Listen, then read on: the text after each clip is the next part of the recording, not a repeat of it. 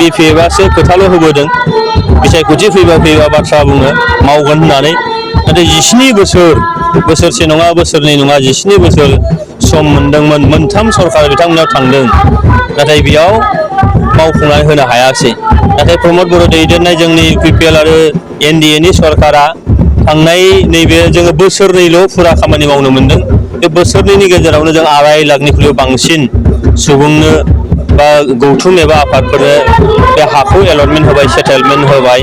दा बे खामानिखौ जों मावदों नाथाय बिथांमोना थांनाय 17 बोसोराव बेसेबां मावदोंमोन बेथ' बयबो मिथिखानाय बेनिखायनो दिनै गिदों रायजो राजाया गासिबो इउपिपिएलखौ सापर्ट खालामसिगोन प्रमद बर'खौ सापर्ट खालामसिगोन सरकारजों थांजोबसिगोन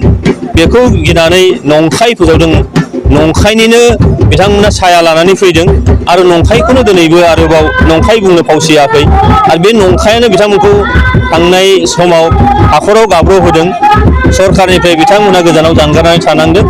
बे नंखाय बुंनाया जोंनि थाखाय बोरसो जायो बेखायनो बे बोरा जोंनिया फैबाय थानाय बिसायख'थियाव उफ्रा बिसायख'थियाव जों जे जोबोद मोजां माने डिफारेन्सआव देरहानो थांगासिनो दं बियो नैबे प्रग्रामनि गेजेरजोंनो जों फोरमान मोनो हाग्रामा महिलारिनि प्रमद बर' हाथाइ बिटिसि मासाव स्ल'गाना इउपिपिएल लेभेलाव गोहोम गोलैगोन नामा बे जाहैबाय एमएलए इलेक्सन विधान सभानि बिसायख'थि बेयाव हाग्रामा महिलारिया गाव लुबैनाय बायदि देरहानानै थांब्लाबो बिटिसि सरकाराबो बाया आसाम सरकाराबो बाया इभेन सासे भिसिडिसिनि मेम्बारखौबो बे दाननोबो हाया होखारनोबो हाया मानोना बिटिसि सरकारनिया जोंनाव थागोन चेयारमेनाबो थागोन मेम्बाराबो थागोन गासिबो थाजोबगोन मानोना बे बिटिसिनि बिसायख'थि नङा आरो हाग्रामा महिलारिनि मेलेमाव गोसो मेलेमाव बे सोरखौबा होखारनाय सोरखौबा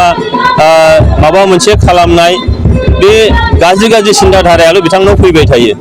गावहादे मा मिशन आरो भिजन दङ बेखौ दिनै रायजो राजानो खोन्थानो रोङाखै जेबो मिशन जेबो भिजन बिथांनाव गैया बेनो नांगौ खालि गोहो आरो गोहो आरो बे गोहोआ माजों फैगोन रायजो राजाया गोजोननाय गैयाबा रायजो राजाया नोंनि फारसे फोथायनाय गैयाबा फोथायनायखौ लाबोनो थाखाय नों खामानि मावाबा बे गोहोआ बोरै फैगोन बेनिखायनो बिथांनि साननाया